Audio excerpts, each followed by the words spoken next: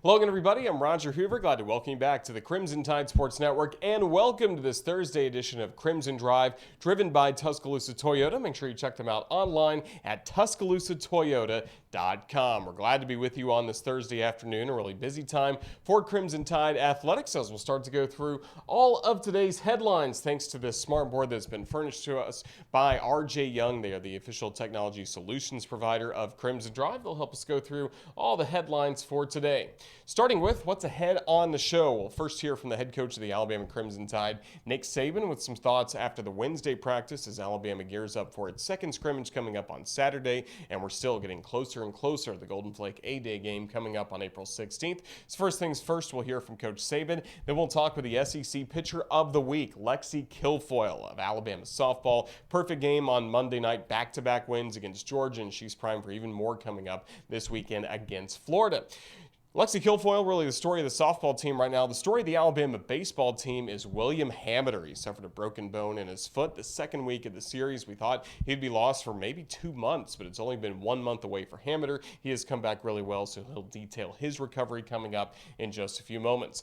Then last but not least, we'll be hearing from Dana Duckworth, the head coach of the Crimson Tide Gymnastics team, as she joined us on Hey Coach on Monday night to talk about the great win that Alabama picked up in Seattle at the regional, and now the Crimson Tide preparing for the NCAA championships, first the semifinal and then the championship meet that's coming up. So lots to talk about with Dana Duckworth of Alabama Gymnastics. Let's take a look at some softball headlines. Last weekend, a 2-1 weekend against Georgia as the Crimson Tide fell in the first game on Saturday, then had back-to-back wins as Lexi Kilfoyl was really instrumental in that for the Crimson Tide. She was named the SEC Pitcher of the Week. We still were hoping for the Sand Mountain Showdown in Albertville, Alabama against Jacksonville State. That was postponed from last week to this week, and then on Wednesday night, due to the inclement weather all around the state, it was decided that the game could not be played. So they're hopeful that Alabama against Jacksonville State up in Albertville will happen maybe sometime in the fall or possibly next season, but unfortunate to see that was canceled this past week. Now this weekend, the Florida Gators, the opponent down in Gainesville, once again a Saturday to Monday series. That's what we just saw for Alabama against Georgia at home. Now it's going to be Alabama against Florida in a top 10 matchup down in Gainesville. Crimson Tide baseball team, they've had some time in Tuscaloosa in this past weekend after they dropped the first game of their series to Texas A&M in a really tight game last Friday, 3-2. Alabama bounced back with back-to-back victories over the Texas A&M Aggies to get its first SEC series win of the year. Now the Crimson Tide are in pretty good standing in the SEC standings, 4 wins, 5 losses through the first 9 SEC games. On Tuesday, they kept it rolling, and midweek games have been tough for Alabama as of late, but now they've won their last 2, including a 10-1 victory against Samford. William Hamiter homered for the Crimson Tide. We'll be hearing from him in just a moment. We'll also take a look to what's ahead for the Crimson Tide coming up this weekend. 3-game series with the Ole Miss Rebels starting tomorrow night in Oxford. And then other Crimson Tide athletic headlines started with the Alabama football team as spring practice is continuing at the Thomas Drew practice fields and also Bryant-Denny Stadium with the scrimmage coming up on Saturday. The Golden Flake A-Day game is April 16th. We're basically just a week away. We'll be previewing A-Day coming up next week on Crimson Drive, driven by Tuscaloosa Toyota. Then gymnastics again preparing for the NCAA semifinals. The first one will be April 14th down in Fort Worth, Texas. And then the men's golf team finished 6th last weekend in Augusta, and also a great performance in that round by Clennon Cakem, who continues to lead Alabama in golf. And if you want some more Alabama golf talk, we had a great conversation with Jay Sewell, the head coach of the men's golf team, as part of Hey Coach on Monday night. It's available on demand on the Alabama Insider podcast as well as here on our Facebook page. But for today, we're going to start with the head coach of the Crimson Tide football team, Nick Saban, talking about spring practice and what's ahead for the Crimson Tide as we get closer and closer to the Golden Flake A-Day game on April 16th.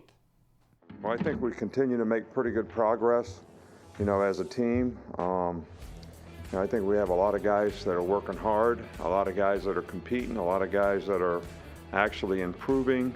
And I think one of the points that I continue to make with the players is their ability to stay focused on what they need to do to improve, to sort of self-assess where they are and go work to improve on the things they need to improve on. I also think that, we're really trying to evaluate guys that are competitors, that go out there and compete every day in every circumstance. We do some competition drills sometime in practice, and it's amazing how guys sort of rise up, whatever, and really compete in those drills. But yet in the practice reps, they don't have the same energy, they don't have the same intensity, they don't have the same focus. I think what's really important is you don't get in the mode of enduring practice. That you look at every rep in practice as an opportunity to compete. And you respect the other player. So if he's competing against you and he's doing the best he can and you're doing the best you can to win your box, whatever that is, whether you're playing defensive line, offensive line, corner, receiver, it doesn't matter, that you're really trying to make the other guy better, because you're playing hard against him, he's playing hard against you, and you respect each other for that. I think that goes a long way in helping build respect and trust on the team when guys do that. I think it helps team chemistry. I also think that we're still trying to identify, leadership. We have some good leadership on the team from a year ago, but we have guys in new roles that have new responsibilities, new opportunities, and some of those guys need to embrace the opportunity that they have to lead and affect, other guys on the team, which I think is always something that's really important. This scrimmage, I know you probably asked me what's the difference between this scrimmage and the last scrimmage. I think the big thing is we focus on improvement. That's what we talk about after the last scrimmage. That's what we've talked about for 2 practices in a row, making sure you know what you have to do to wherever you are to continue to make progress. And I think we want to evaluate, how that goes. I also think that, you start to see guys gain confidence in other guys that they play with because they are responsible and accountable. They can do their job. They do communicate. And I think that goes a long way to, impacting and affecting, team dynamics. So those are some of the things that we want to continue to progress and continue to build on, and we'll kind of go from there. I don't know who the Alston money, we pay our players that. We paid them last semester. We're paying them this semester. I don't know where some of those things come from.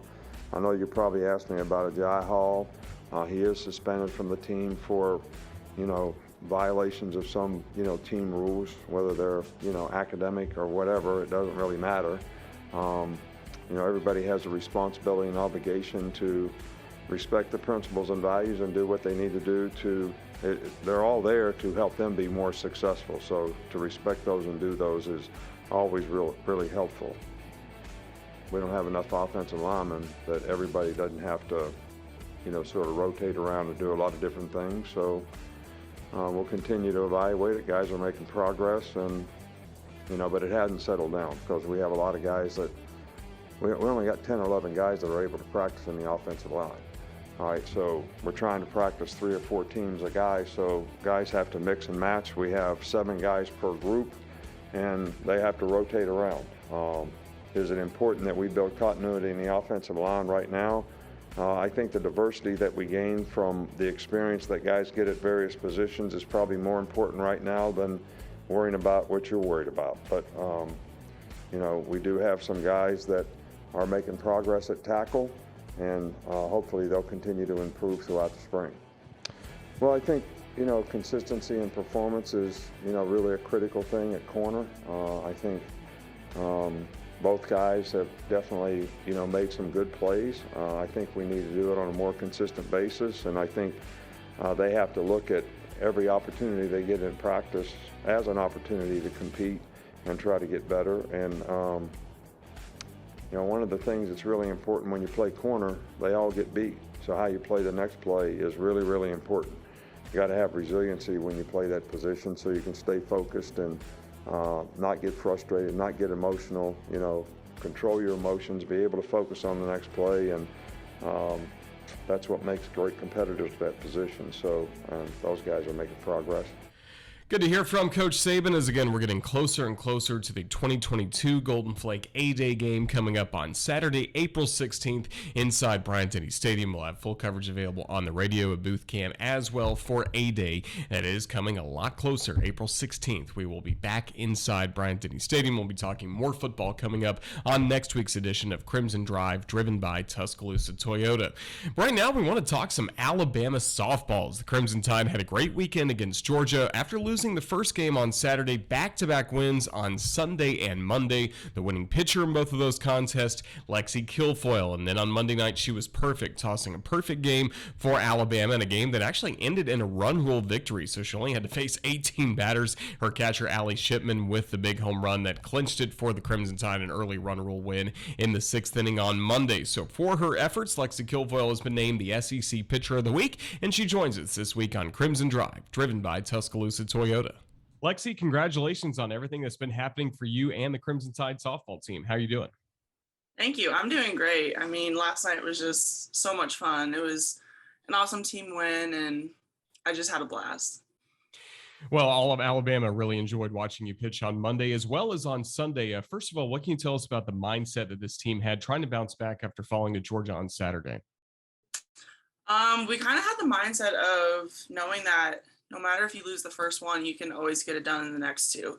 Like, say, Super Regionals and at the World Series, everything comes down to like a 3-game series at the end of the day. So if you lose the first one, you still have 2 to make up. So we knew that if we can win these next 2 right now in the middle of the season, we could do that down the road easily. What was working for you well on Sunday?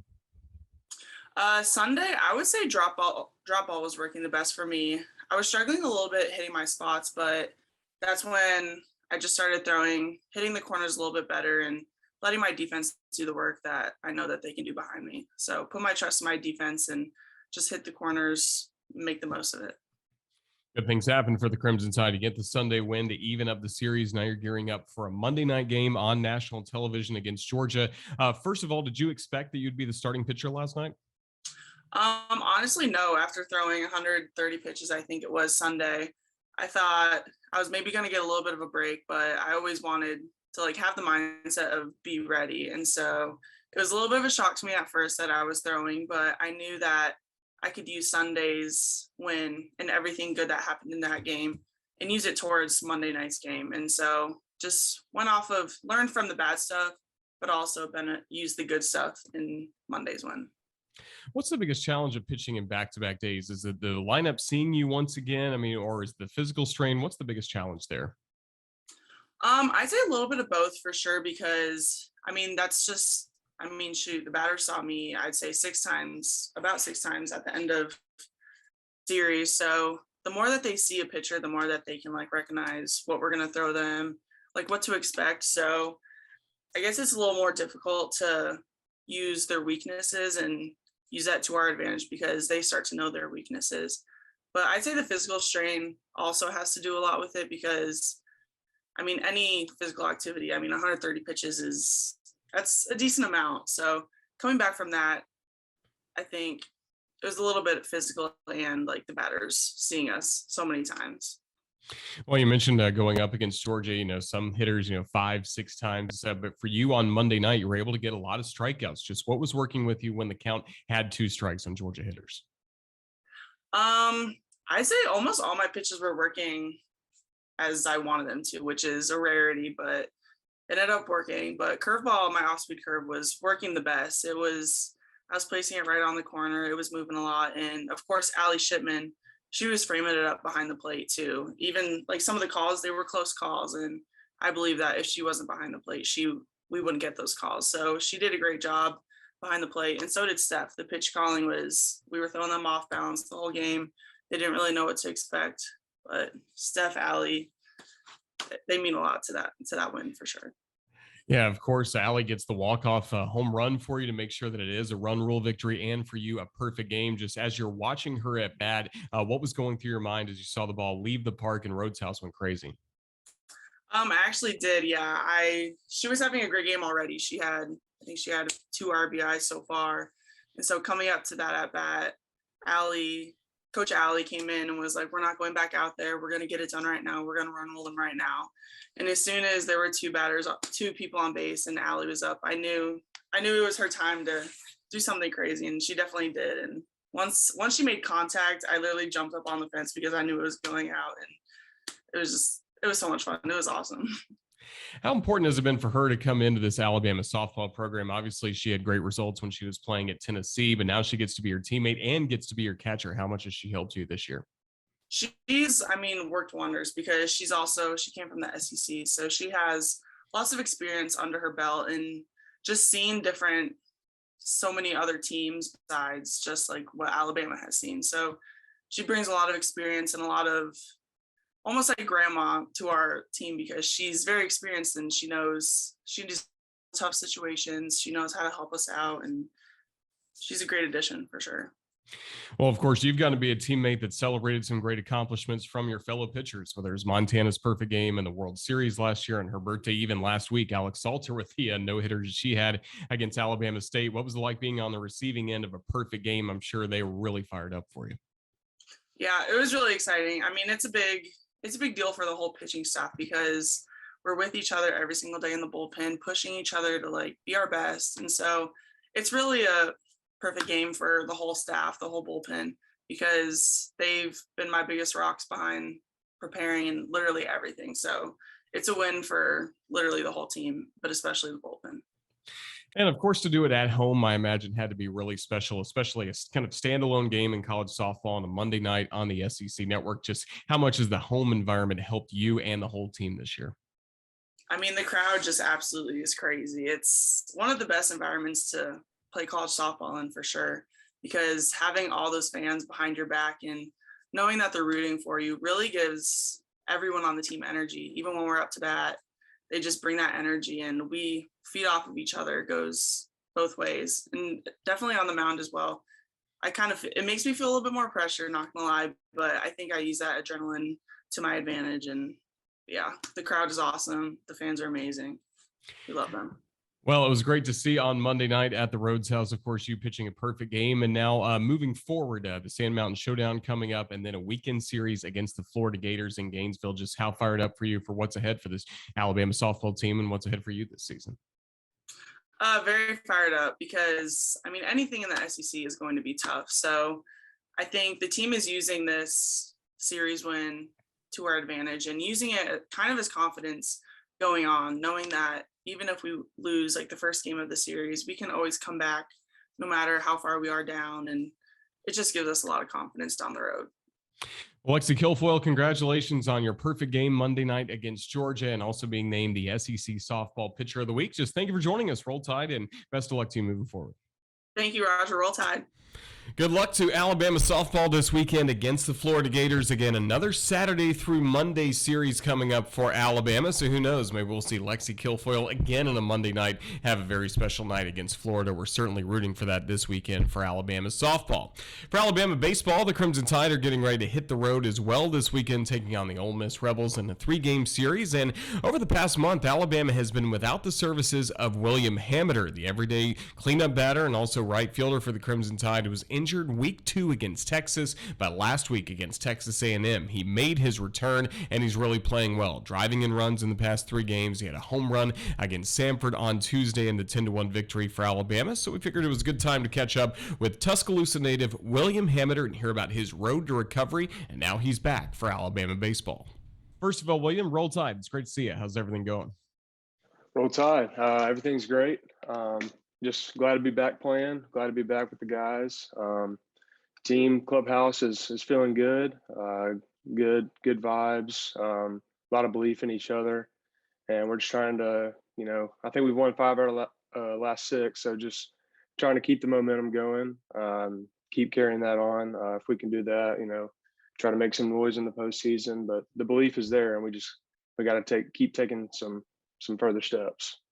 Yeah, a lot of belief right now in this Alabama baseball team, in large part because you are back and healthy for the Crimson Tide. And let's go back to when the injury first occurred. It was the second weekend of the season against Texas that we saw you leave and ultimately have to be on the shelf for just a few weeks. So what can you tell us about what led to your foot injury? Well, the doctors they know all the terminology a little bit better than I do. So bear with me. I'll do as good of a job as I can describing it. But so I guess it's kind of a long story. So I guess growing up, I had a bone on the outside of my foot, close to the fifth metatarsal on the outside, that never really fully formed to the bone. Just kind of being held together by just tissue. Just kind of a rare thing. You'll see it in some athletes, but not quite common. But it had kind of been bothering me for a little while. And then it was never too bad. I was able to run completely fine. It just kind of nagged on me a little bit. But when I was running to first on one play during Texas, I felt the bone kind of pop off, and that's when I knew something was up. But yeah, it was kind of an ongoing thing, bothering me for a little bit, almost similar to like a stress fracture type of thing. I wouldn't quite call it that, but similar. But yeah, that's kind of what it was, and it was bothering me a little bit extra that day. And I noticed it a little bit, and like I said, it was nothing ever too bad. I was able to run 100%, jump 100%, do everything. It was just there, and then when I was running the bases, just one step I took, just kind of felt it pop off, and that's when I was not able to play after that. Yeah, it was really tough on this team when everyone first heard about this injury. And for you, what did the doctors tell you about what your recovery process may look like once we got that news in Texas? So we saw Dr. Waldrop in Birmingham, who does a lot of the foot stuff with Andrews, and he gave us kind of his opinion on it, and ended up getting surgery. And after the surgery, they said it's 5 to 6 weeks, could be longer, could be shorter. It just depends on how things go. But that was kind of the rule of thumb was 5 to 6 weeks. So that was our goal to get back. So we, the training staff and Dr. Waldrop did a great job with everything. And they all pushed me to get back. So that was great, having their support behind me and just giving me the right steps to take to make sure that we got back and be ready to go. What can you tell us about all the different physical therapy and all the things you had to do to be able to play this past weekend against Texas A&M? So, I mean, for the most part, it wasn't a lot of icing, just moving my foot around back and forth, side to side, just exercising it, moving it around. After a little bit of time, we were able to move to what was called the Ultra G machine, which is like a treadmill anti-gravity thing that can take some of your body weight off. It just kind of fills up with air and lifts you up off the ground a little bit. Like I said, it takes some body weight away, so you're not walking or jogging or running, doing whatever you're doing on your full body weight. So that was what I did, and we just kind of slowly built up every day. Just tried to just keep pushing, keep climbing the ladder of going up in body weight, going up in speed. And once we kept going up and started making good progress, we were able to move out to the field, start doing some running out there and some swinging the bat, and then it just kind of progressed from there. And now we're here. Yeah, and everyone was really fired up to see you get that first at bat on Friday night against Texas A&M. And I know for you, it had to be really rewarding to hear the crowd give you such a loud ovation that first time you stepped to the plate on Friday night at the Joe. Yeah, that meant a lot to me. It was really cool to hear all the fans cheering for me. Like I said, really meant a lot. And hearing my teammates, it was awesome. And while I was out, it was, I tried my best to support the guys, because I know, when I'm playing, you want to have that same support behind you. So that was one of my goals, was trying to turn everything into a positive when I was not playing. Just support the guys and try to find value in a way that I can help the team just without being on the field. So that was one thing I tried to do. And then from there, you really took off, driving in runs on Saturday and also on Sunday. And then on Tuesday night, had a towering home run against Samford, your first home run of the season. What can you tell us about that at bat that you had that led to the home run against the Bulldogs? Yeah, it was, I think we had runners on second, third, and the only thing I was really trying to do was put a ball in play, try to score a runner, just trying to get the job done. So yeah, the first pitch I remember was a high fastball. I swung at it, not a good pitch. It was a ball. So I just tried to calm myself after that. Say like, all right, take a deep breath. Just think about putting the ball in play. That's all you got to do. Just get a good pitch to hit and try to do that. So, and I think it was 2-1 count, worked a couple of balls and got a good pitch over the middle of the plate and just tried to put it in play. And that's what happened. So can't really control it. Just try to put it in play and make something happen. And, got a little lucky, I guess. Well, a lot of good things have been happening for the Crimson Tide, as you mentioned right off the top, winning 5 of their last 6, and especially those 2 wins against Texas A&M. Just how critical is that for this team trying to move forward, keep getting wins in conference play?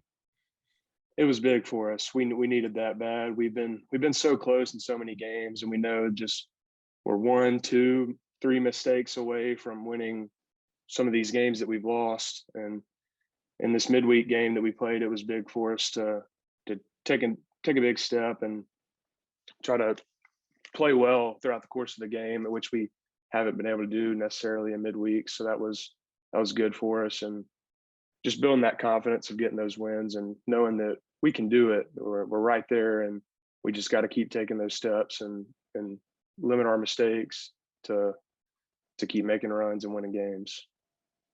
What's it like to play for Coach Bohannon and this staff, especially Coach Bo? Every time we talk to him, he's always so respectful, so easygoing. It doesn't seem like he gets stressed out really in any situation. But what do you see from your head coach?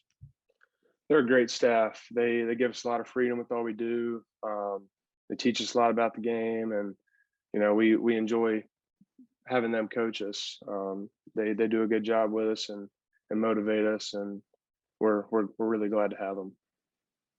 Well, we're really glad to see so many guys from last year's team that made it back to an NCAA regional back. Just how much fun is it to go through this ride of a baseball season once again with so many of your friends and teammates from a season ago? It's awesome. It's stuff you'll never forget. Locker room stuff, on the field stuff. You'll remember it for the rest of your life. And being with a bunch of great guys makes it even better. Everybody's great. Everybody loves each other, and having a special group, it makes it even better. Who are some of the biggest characters on this team? Hunter Hoops is one that's hard to not mention. Every time he comes in the game, you can probably hear the dugout cheering for him. He's just energetic, goofy, just always having a good time. We got a few guys. Jim's a character. Jim's one of the best guys on the team. He's always just in a happy mood, trying to stay up and just always working hard. He's a great leader for us. Tommy Seidel, he's just the Sarge. He's the leader. He's the do it all guy. He's awesome for us, and such a big pickup and big leader. Great guy, and just helps motivate us all, and just one of the best guys we could have asked for to have.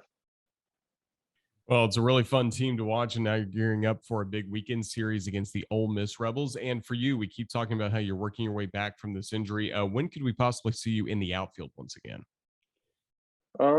I don't know exactly. Hopefully pretty soon. I feel like my progression's going pretty well. It feels a little bit better every day. So, my goal would be to shoot for next weekend, but I don't really have a timetable. We don't really have a timetable. It's kind of a feel thing. So we're just going to keep taking the right steps necessary, and hope that it keeps progressing well, and hopefully sooner than later it can get back out there. Certainly looking forward to that. William Hamiter, just thank you so much for joining us. We're glad to see you back healthy and back in the lineup and really contributing well for Alabama baseball. Just thank you for your time. Roll Tide. Roll Tide. Thank you for having me. Thanks to William Hamiter for joining us on Crimson Drive, driven by Tuscaloosa Toyota. Best of luck to him and the Crimson Tide baseball team. 3-game weekend series with the Ole Miss Rebels starting tomorrow night at 6:30 in Oxford. We'll have full radio coverage available all throughout the weekend between the Tide and the Rebels. As we get ready to wrap up this edition of Crimson Drive, driven by Tuscaloosa Toyota, we want to look back to Monday night when we had Hey Coach presented by Alpha Insurance at Baumhauer's Victory Grill in Tuscaloosa. It was a really busy show at the beginning. We were joined joined on the phone by men's golf head coach Jay Sewell. And then we chatted with Margot Gear, who's a swimming and diving head coach for the Crimson Tide. A great finish for the Alabama women's team, finishing 4th in the nation. The men's team, top 15 once again. So that was really good to see. And those interviews are available on demand, not only on our Facebook live stream, on our video archives, but also on the Alabama Insider podcast. But we did want to highlight our conversation with Alabama's Dana Duckworth, as the Crimson Tide gymnastics teams are once again headed back to the NCAA championships. The semifinals starting on April 14th in Fort Worth. Had a great week in Seattle at the regionals. A great performance by the Crimson Tide to move on to the NCAA championships. So we wanted to hear all about it from the head coach of the gymnastics team, Dana Duckworth. Roll Tide, Dana. Roll Tide. I loved hearing Margot. Congratulations to Swim and Dive. Woohoo! So proud of Alabama athletics. You know, I always say it's such an exciting time to be a part of Alabama athletics. And then the next year I say it again. And the next year I say it again. And I mean it. There is a culture. There is a tradition of excellence. And so when you're a part of it and everyone's thriving, you're just so proud. Got to be very proud, and especially when we're talking about NCAA championships. That's what we were talking about with Coach Gear, about how well swimming and diving did. And now for Alabama gymnastics, we can talk about that as well, thanks to the great performance in Seattle at the regional championship. Just what can you tell us about this past week? Total team effort. I just look at day one is Thursday. You know, we started on floor and did a beautiful job just staying consistent, just staying true to who the Bama team has been. And then when we qualified into what ends up being the most important meet of the year, because it's the only way to the national championship. And we got to start on vault, and Emily Gaskins leads us off with the best vault she has ever competed in her life. And there was a moment where you just, not only was it a wow factor, but she thought, this is what we came here to do. To start strong, to stay strong. And Kaylee Quinn pops up behind her with the best vault she's done all season and goes 9.95. And Lily Hudson wraps it up at the end with another 9.95. And you just see this teamwork going on and this belief in each other. Now, when we went over to bars, it was definitely a little more hesitant. I felt like they were pulled back a little bit, but then Makari lit the flame by having one of the best bar teams she's ever competed and got a 9.95. And then it was lights out the rest of the night. And the ladies have just so much passion and love, and I just thought that they did an excellent job. And, you know, it took another team 3 10s, well, 2 10s and a 9.975 to beat us, but we made it. And so, you know, we're going to go into this national championship, and we're top 8 of the country right now, and I think our ladies have a lot to prove. Lots to prove and a lot to keep building on. And just what can you tell us about the team spirit, especially after that great performance in Seattle, knowing what's ahead for this group? Complete transparency, going all the way to Seattle was a very long trip and a long trip back, but the return trip was excellent. We got home at an early hour, and so just rest and recovery. And I think in general, I would tell you that the team is beyond excited. I mean, they're just, all the hard work has paid off. And I always say that postseason is the reward for all the sweat equity of regular season, all of the overcoming adversities and injuries. And so at this point, you know, you're sore, you're tired, everyone's sore and tired. And so which is the team that wants it the most? You have to want it. And that's what this team, and this is where that team is from a mental perspective, is their mindset is strong. They're hungry. They want to continue to build. And not only did we get the highest regional score in history of our program, we left some on the table. So just them seeing that, knowing that we were that strong, just I think is the proof that the system worked. We are where we are supposed to be. They have belief in themselves. They have a belief in one another, and they believe in the staff and what we've built. Well, Crimson Tide fans all across the country, around the state, are really proud of you, and that includes our friend Pee Wee in Grand Bay, Alabama, who has been on the phone, has been holding and waiting to talk to you, and we will go to him next. Pee Wee, Roll Tide, how are you, sir? Roll Tide, Roger, doing well. Coach, how are you doing, ma'am? Pee Wee, I'm fantastic. It's always good to hear you. Well, I appreciate that. Coach, what I wanted to ask you about was on your trip out there when y'all had problems with the plane, you had to make an emergency landing. I think y'all had to spend like about 6 hours on the ground, and you got in to Seattle very, very late. And then how much did that, I know it disrupted your system, but how did you and your coaching staff go to the girls and have them just kind of put that in the back of their mind and then also the day off in between the two meets. How important was that? Ooh, there's a lot to answer, Pee-wee. Okay, let's start off with this. The trip out there was unexpected. It was stressful. I am not going to sugarcoat the fact that we took a bus to Atlanta. We got on an airplane that was supposed to land 4 hours later in Seattle, and we had to take a detour to Denver. And it was a very terrifying moment with the whole experience. However, we got to the airport, and mental health was the number one thing we were focused on. We had our physician with us, our athletic trainer with us. We had ability to talk to anybody if the girls were nervous or scared. Our administration handled it just so beautifully, just to make sure, number one, the next steps were very important so that our student athletes felt as safe as possible getting to Seattle. And so I feel that the steps were very, very strategic. And yes, it was funny. I was telling Roger a minute ago, I got up at 6:30 that morning and I went to bed 6:30 a.m. Bama time. So I haven't pulled an overnighter, an all-nighter in a long time. And I know our ladies were tired. So we were strategic. The next day, we just canceled everything and said sleep. The more you can sleep, the more you can recover. And then we just kind of said, all right, let's touch base with everybody. Let's make sure we're in a good place. And we went shopping, and we kind of just took their minds and put it in another place. And then we were able to have a nice day on Wednesday where I actually planned for us to go out there a day early so that if we had any issues, we were, a day of adjustment.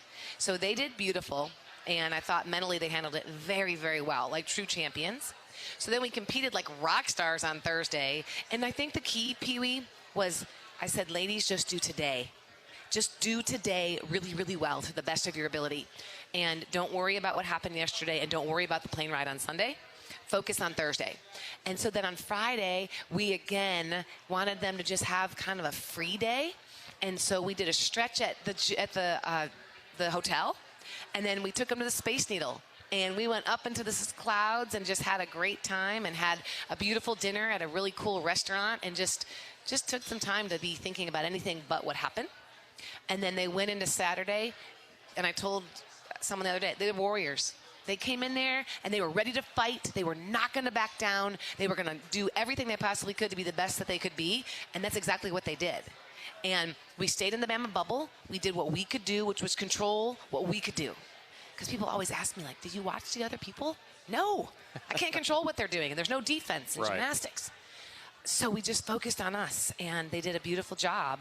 And was I frustrated? We lost by .025 because someone had to get 2 10s to beat us. A little bit. I'm a little competitive. But I believe there's going to be a lot of glory coming as we go and conquer nationals. And that first night, it's going to be tough. You got Oklahoma, Minnesota, Alabama, and Utah. You just got to beat 2 of them to transfer on. And so that's what we're focused on. So I don't know if that answered your question, Pee-wee, but thank you. We're doing well. The girls are in a good space, and we're not going to worry about our next flight until we have to. That's right, as the Crimson Tide will be heading to Fort Worth again, the semifinal, first of 2 semifinal sessions, Thursday, April 14th at 12 p.m. Central. The Crimson Tide will start in the uneven bars, advance to the balance beam, floor exercise before closing on the vault. Just what's going to be the focus between now and then?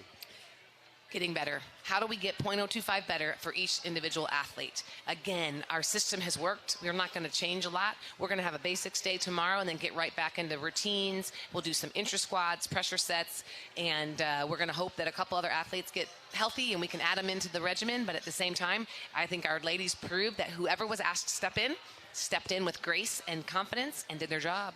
Did their job, no doubt. And last year, of course, we saw individual championships on the balance beam from Luisa Blanco, Lexi Graber on the floor exercise.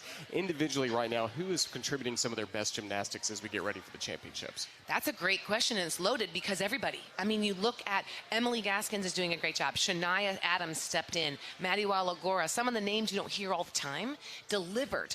So Luisa Blanco is still injured, and we're just having her on bars right now. I don't know if we're going to have her on anything else, but at the same time, you build the confidence of everybody that could potentially step in. And that's where we are. We are continuing to build depth on everything, but at the end of the day, we're going to put out the most consistent lineups. And as far as the individual accolades, you don't focus on that. It's literally the byproduct of each person staying present and doing their best. And if that's what's meant to be, then that's the opportunity that's meant to be. But you never focus on that. You got to focus on everybody individually doing the best they can do so that collectively as a team, we can be at our best and qualify to the second night. And also have a lot of people watching that because the semifinal sessions on Thursday will be live on ESPN2. Championship finals live on ABC. More great exposure for this sport. Absolutely. I always tell people, television keeps your sport relevant. And so this season, we were the first meet in history to be a regular season dual meet on ABC. It was a great meet. And I will tell you, the competition, I've never seen the regional this competitive in all my career of being a coach. As an assistant, as a head coach, I have never seen so many great teams. And so I believe that television gets it. I hope the television's saying, why didn't we cover the regional championships? There were 4 championships across the country, and there wasn't a single championship that didn't have some type of major upset. And that's what the fans want, right? I mean, you look at the brackets and you see what happens, and everyone wants that upset. And there were some big ones. I'm just glad that we weren't a part of that, and we get to move forward and never take it for granted. You just got to love this time of the year, don't you? Oh, I do. I do. Again, like I said, it's the reward for all the hard work. And I just think when these young women who are still 18 to 22-year-olds, they get the opportunity to be on national television under the bright lights in something as big as a national championship, it builds character. It builds confidence. And it challenges these ladies to build a resilience that puts them at a place when you look at that resume and they go on to interview in their next chapter of life, they just have another level than anyone they're up against. And I just like that.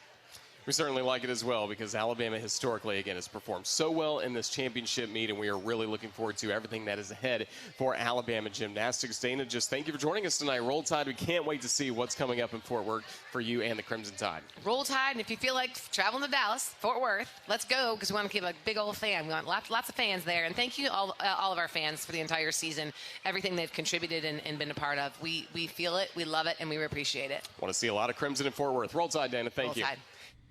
Well, next week during Crimson Drive, driven by Tuscaloosa Toyota, Gymnastics will be competing in Fort Worth, so we'll be giving you some live updates on how Alabama's faring, and hopefully another trip to the NCAA Championships coming up for Coach Duckworth and the Alabama Gymnastics team. It's time to wrap up this edition of Crimson Drive, driven by Tuscaloosa Toyota, but first, let's take a look at our schedule coming up this weekend here on the Crimson Tide Sports Network. Tomorrow, baseball is the only team in action on the network. The Ole Miss Rebels, the opponent in Oxford, 6:30 p.m. start. Chris Stewart and I will have the call starting at 6:25 tomorrow from Swayze Field. And then baseball on Saturday at 2 p.m., also Sunday at 2 o'clock. And then the softball team on Saturday will start its run in Florida against Florida Gators with a 4 p.m. start time on Saturday, 3 on Sunday, and then once again, it will be softball in the national spotlight on television on Monday night at 6 p.m., wrapping up their series with Florida Gators. And also here in Tuscaloosa at 6 p.m., we'll be back with another edition of Hey Coach, and we will be joined, we know, by the Director of Athletics, Greg Byrne, to preview A-Day and also talk some other Alabama athletics news. So we're really looking forward to next week's edition of Hey Coach, presented by Alpha Insurance, 6 p.m., Baumhower's Victory Grill in Tuscaloosa. It's going to wrap up this edition of Crimson Drive, driven by Tuscaloosa Toyota. I want to say a special thank you to Lexi Kilfoyl of Alabama softball, William Hamiter of the Alabama baseball team for joining us, as well as comments from Coach Saban and Coach Duckworth from earlier in the week on Hey Coach. And if you missed any of the conversations, of course, they're always archived here and available as well on our Alabama Insider podcast. Thanks to Ethan Carabin, our producer, for putting this entire show together, and thanks to all of you for watching. For everybody with Crimson Tide Sports Network, this is Roger Hoover saying thank you again for watching. Let's enjoy another great weekend of Alabama athletics. Roll Tide, everyone.